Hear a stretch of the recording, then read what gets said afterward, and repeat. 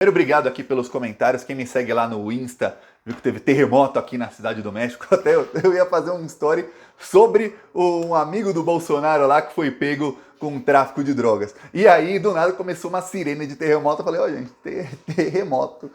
3 terremotos tiveram aqui, mas tudo bem, estou bem. O lugar onde eu tô é extremamente seguro. Até quando teve o maior terremoto da história, esse lugar aqui não aconteceu nada. Então, seguimos aqui, seja com a terra tremendo ou não, seguimos aqui fazendo a terra tremer para os fascistas. E quem tá aí fazendo a terra, não é a terra tremer não, abriu um buraco no chão para os fascistas é o Alexandre de Moraes. Olha, o Alexandre deu uma entrevista essa semana para a Folha.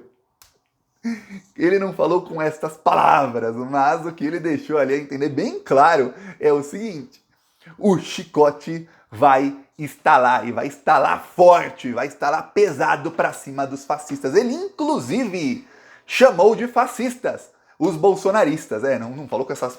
Usou a palavra fascista, mas não falou assim, olha, eles são todos fascistas. Não, o Alexandre falou com a elegância, com outras palavras. Você fala, nossa senhora, que maneira de chamá-los de fascistas. Primeiro eu peço aí a sua inscrição no canal, aqui embaixo, o botão inscrever, é grátis. Agora falar do Alexandre, ó, quem não é inscrito ou inscrita, inscreva-se para fortalecer aqui a luta à esquerda, a democracia, o governo Lula, que é o que a gente defende aqui. Ó, o Alexandre... começou a entrevista, engraçado como a Folha tentou ali, o repórter da Folha tentou ali falar, mas você não cometeu nenhum erro? Quais são os erros que você cometeu? Mas você nunca fez um meia-culpa, não? Você não admite seus erros?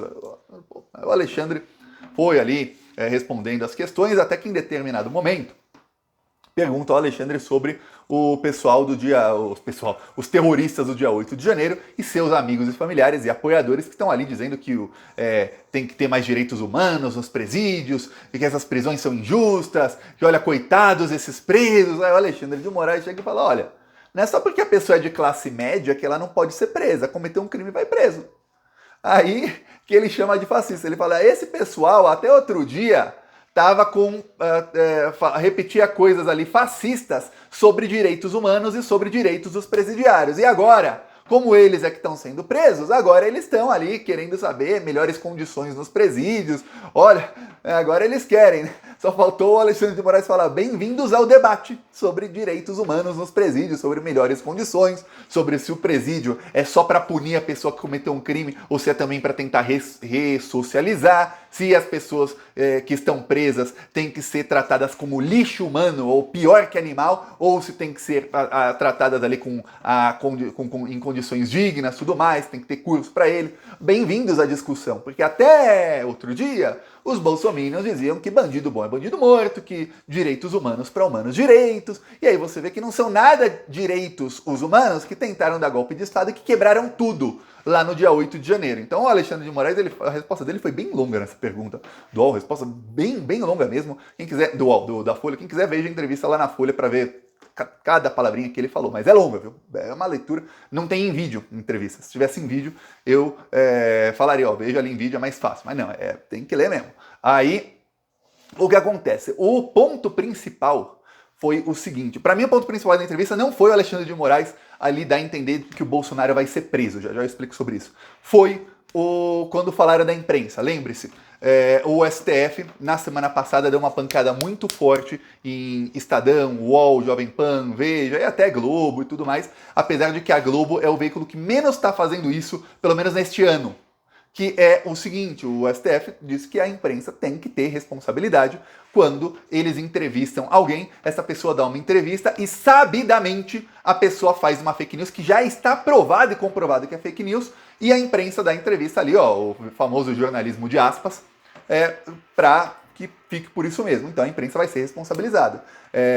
O Alexandre de Moraes foi perguntado disso. Eu vi que até gente de esquerda ficou com medo, falando, olha, não, tal, olha, eu expliquei aqui no dia. Eu vi muita gente de esquerda usando o exemplo da entrevista do Tony Garcia ao Brasil 247. O Tony Garcia ali, ele fez várias denúncias ao Sérgio Moro. E aí eu vi pessoas de esquerda que não devem ter lido a resolução da STF, porque se leram, eu fico preocupado que a pessoa leu e conseguiu não entender de uma maneira assim tão grave. Quem leu, eu li a resolução da STF, fica claríssimo, aquela entrevista não daria problema algum para o 247. Problema daria se, por exemplo, fosse provado que tudo que o Tony Garcia falou era mentira, e aí depois de provado, um veículo fizesse uma entrevista com o Tony Garcia, ele repetisse o que já foi provado que é mentira, e aí esse veículo desse como verdadeiro. Ó, o Tony Garcia diz isso, pô, já foi provado que é mentira. No caso, quando alguém está fazendo uma denúncia, não teve investigação ainda, é uma denúncia, é jornalismo. O Alexandre de Moraes usa até um exemplo disso. O Alexandre dá para perceber na entrevista que o problema dele não é com a imprensa de esquerda, nem sequer com da extrema direita. O problema do Alexandre de Moraes é com a grande mídia, viu? Grande mídia. Ele citou o caso lá da entrevista do irmão do Fernando Collor, que o delatou. Aí ele fala, olha, quando o Pedro Cardoso de Mello fez ali denúncias ao Collor, não dava para saber se a denúncia era verdadeira ou não. Então, obviamente, tem que ter repercussão a denúncia. Não tinha como... se essa resolução estivesse valendo, não era para censurar aquela entrevista ou autocensurar a entrevista. Não. O negócio é diferente. Ele usou um caso da Escola Base. A Escola Base era uma escola que teve ali uma denúncia de que estavam abusando de criancinhas, e toda a imprensa começou a dar aquilo como verdade, mostrar a cara de todo mundo, e era uma bela de uma mentira. Foram responsabilizados muitos veículos. Porém, ele usou um exemplo. E se um veículo, depois de muitos anos, já foi provado que era mentira, vai lá e dá de novo, dá uma entrevista com alguém que afirma que aquilo é verdade. E na entrevista o veículo não diz, ó, essa informação é mentirosa. Tá? Ou seja, novamente atacando ali as pessoas que foram atacadas. Aí o veículo tem que ser responsabilizado. Aí o repórter, então ele foi bem claro, ó, tem que estar comprovado que é fake news já, olha, transitado em julgado é fake news mesmo, e aí o entrevistado vai lá, porque segundo Alexandre de Moraes, o que os ministros do STF perceberam é que veículos, e aí eu Thiago, estou te falando, ele não falou, eu estou te falando, veículos da grande mídia, esse é o alvo do STF nessa decisão, viu? Veículos simplesmente pegam assuntos que já estão ali apaziguados e puxam alguém para dar uma entrevista sobre uma coisa que já se sabe que é mentira, para requentar uma denúncia que já foi provado que não é denúncia. É o mesmo, vamos supor que a Veja chega amanhã e chama o Marcelo Odebrecht para falar mal do Lula, vamos supor. Ele não vai falar mal do Lula, toda vez ele inocentou o Lula, mas só para dar um exemplo. Aí ele vai lá e fala alguma coisa que já foi provado que não é. Nem usa Marcelo Odebrecht, troca. Imagina chegar amanhã ao G1 e faz uma entrevista com o Sérgio Moro, em que o Sérgio Moro fala do Lula, do triplex, não sei o que já foi provado que é mentira. Aí, peraí, você vai responsabilizar só o Moro? Não é só ele que tem que ser responsabilizado, a imprensa também. Porque isso é golpismo, você sabe que é mentira, tá provado que é mentira, e você tá levando o cara lá para falar mentira porque você quer atacar o Lula. Esse é o exemplo. Ok. O repórter da Folha tentou. O Alexandre falou, a gente vai mudar na resolução ali, na decisão, a gente vai mudar a palavra como fake news comprovado e colocar como quando tem dolo do jornalista. O que é dolo? É que fica comprovado que o jornalista realmente fez aquilo, sabia que era mentira, mas entrevistou a pessoa para fazer uma matéria para atacar o outro. E aí o repórter do UOL ainda falou, eu falo UOL porque o UOL e Folha é o mesmo veículo, são o mesmo veículo. Ainda falou o repórter, peraí, mas como é que vai comprovar isso? O Alexandre disse, eu tenho mais de 100 exemplos na minha mesa. Mais de 100. Só grande mídia, viu? E aí chega na parte do Bolsonaro. Aí é que a giripoca pior. Por quê? O repórter do UOL perguntou sobre o Alexandre, sobre os gritos de sem anistia que foram feitos ao Alexandre de Moraes quando ele estava num evento ali com o Lula, com ministros do PT, que é um evento ali que destinou 1 bilhão para ajudar moradores de rua. Pois bem, ali o Alexandre de Moraes foi discursar porque foi decisão dele, monocrática, que garantiu dignidade a moradores de rua. Porque o que estava acontecendo, principalmente Dória, Cláudio Castro, lá no sul, esses bolsominions, era o seguinte, chegava principalmente inverno, chegava lá a guarda municipal, a polícia, chegava lá e tirava cobertor, colchão de morador de rua, jogava água fria neles, quando tinha cachorrinho, separavam eles o cachorrinho, quer dizer, imagina, o cara não tem nada, tá na rua, a vida do cara já não é a melhor de todas, e ainda passa por humilhação, ainda tem um companheiro ali, um cachorrinho, que muitas vezes o morador de rua tem cachorrinho porque ele protege o morador de rua, e o morador de rua também protege o cachorro, ninguém vai roubar um morador porque o cachorro morde.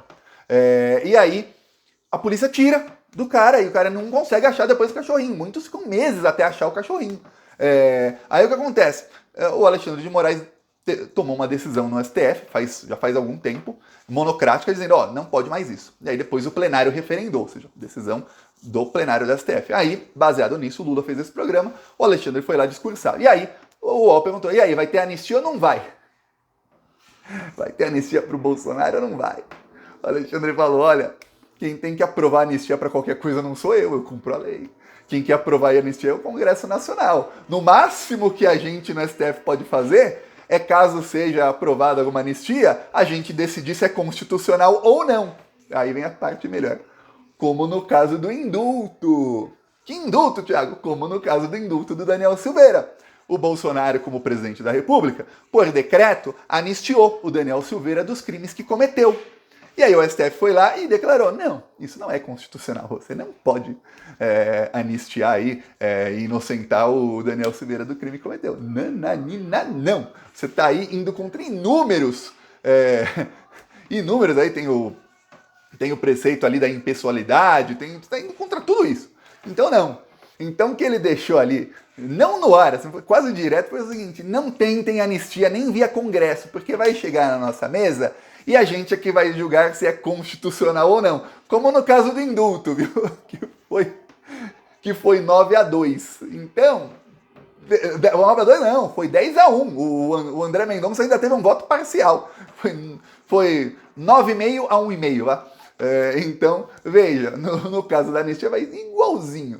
Dessa vez vai ser 9-2. Ou vai que o André Mendonça também, no meio aí, dá um voto mais ou menos. Então, nem tente. Então, Alexandre já avisou. Sem anistia, se tentar o STF barra, a imprensa aí que tá reclamando, o STF não vai recuar na decisão ali que faz com que a imprensa não possa mais disseminar fake news da maneira como fazia. Olha, eu lembro, principalmente na época da Lava Jato, eu lembro que teve uma época que no Plantão Brasil eu comecei a fazer o seguinte, eu pegava só fake news da Folha, do Estadão e do UOL contra petistas, e aí eu colocava, ó, fake news tal, a prova tá quente. Eram inúmeras matérias. O Estadão disseminava fake news contra a Glaze, coisa assim, inventada mesmo, assim, o jornalista inventou. Era semana sim e semana também. Isso em 2016 e 2017, eu, Thiago, uns 5 textos com fake news do Estadão contra a Glaze desmentindo, para você ter ideia. Fora as que não fui eu que escrevi, fora com outros políticos aí. E aí o que acontecia? Era o mesmo modus operandi que, por isso que eu elogio a decisão do STF. Depois que era provado que era fake, o Estadão ia lá, principalmente o Estadão na época, viu? Mas tava a Folha, o Globo também, muito, o Globo fazia direto, ia lá e entrevistava alguém para repetir a mentira, que já estava provado que era mentira. E aí dava uma outra manchete com as aspas. Por exemplo, Glaze fez tal, mas já está provado que não. Aí sai manchete, e aí sai na primeira página. Que ela foi inocentada não saía na primeira página. A mesma denúncia que ela foi inocentada saía de novo na primeira página. Isso acontecia, estou usando o exemplo da Glaze, porque na época eu lembro que eram vários. 2016, 2017, ela era o principal alvo ali, obviamente, junto com Lula e Dilma. Mas do Lula não era da mesma maneira, eles pegavam ali declarações dos procuradores. Procuradores, tal. O Lula demorou até 2019 a Vaza Jato para aprovar tudo, e se for falar em decisão judicial foi só em 2021. Que saiu ali realmente, pudemos falar, ó, quem agora falar do Lula está disseminando fake news, se algum entrevistado for lá e falar do Lula, fake news. Então veja que o STF está atacando o golpismo por todos os lados. Vai começar agora, hoje a sabatina, eu não sei exatamente quantos votos vão ter, mas vai passar fácil o Gonê assumindo. Vai começar aí a pegar todos os bolsonaristas, o Flávio Dino assumindo o Bolsonaro, acredita que ele será preso com o Flávio Dino já assumindo ao STF. Eu não sei por que ele acha que o Flávio Dino assumir é ligado à prisão dele, mas você vê, estamos aí chegando hoje ao dia decisivo, na reta final para a prisão de todos eles, e ali o STF cortando já as asas da grande mídia, do PIG, que é o Partido da Imprensa Golpista, antes mesmo que eles tentem alçar voo, porque é o que está acontecendo aí nos últimos dias, é pancada atrás de pancada. Se o Lula faz, tá errado, se não faz, tá também, se não fez e fez depois, tá errado porque fez depois, tá errado porque não fez antes, tudo que o Lula faz tá errado na imprensa, é uma coisa incrível, e todas as coisas ruins que os outros políticos de direita fazem caem na conta do governo federal. Nossa, onda de violência no Rio de Janeiro, governado por bolsonarista. Culpa de quem? Do Lula. Onda de violência em São Paulo, que tem lá o Tarcísio, onde era o Dória, queridinho da Globo. Culpa de quem? Do Lula. Pô, claro que é do Lula. Olha, Polícia Federal apreendeu não sei quanto aí de droga. Não, isso aqui a gente até dá entrevista, a gente até dá notícia, mas não vamos falar que quando começou o governo Lula começaram a ter operações. Não vamos falar isso para não dar créditos ao Lula, né?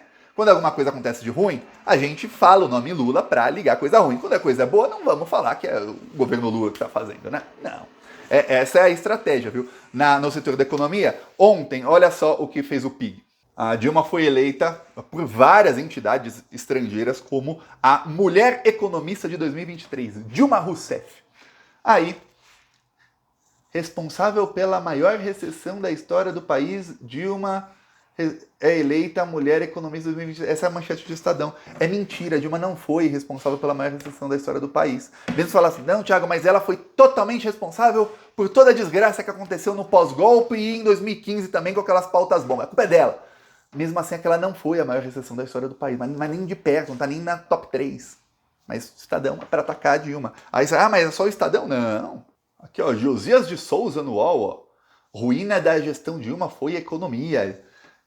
Esse presidente não merece prêmio. A Dilma é a grande responsável pela aceleração da desdolarização no mundo. A Dilma é a grande responsável pela expansão do Banco dos BRICS, que vai aí mudar a maneira como é a ordem mundial hoje. Ela é a grande responsável por isso. E aí, esses capachos do mercado financeiro norte-americano e capachos de Bolsonaro chegam e dizem, não, ela não merece o prêmio. Gente que não entende porcaria nenhuma de economia, aí indo contra maiores entidades aí nacionais e estrangeiras, a grande maioria estrangeiras. José de Souza deve entender muito mais de economia, hein? Só ver o que ele defendia, como ele defendia golpe, como ele defendia um monte de coisa que causou desgraça à população. O Estadão nem fala, nem vou falar aí. Eu peço aí sua inscrição no canal, seguiremos aqui na luta. Falou!